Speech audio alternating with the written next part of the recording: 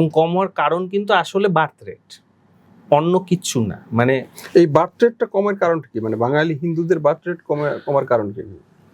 এটা অনেক ধরনের হতে পারে। আমি একটু কন্ট্রোভার্সিয়াল কথা বলি এখন।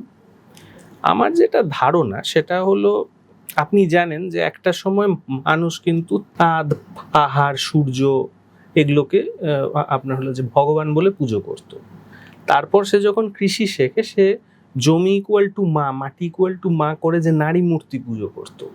তারপর সে যখন শহর বানালো, বাণিজ্য করলো, নগর বানালো, সে তখন কিন্তু যে যোদ্ধা পুরুষকে পুজো করত। তারপর ফাইনালি যখন রাষ্ট্র গড়ে উঠলো, তখন নাকি এই হলো একেশ্বরবাদ, যেটাকে আমরা ওয়ান গড বলি, সেটা ধারণাটা আসে।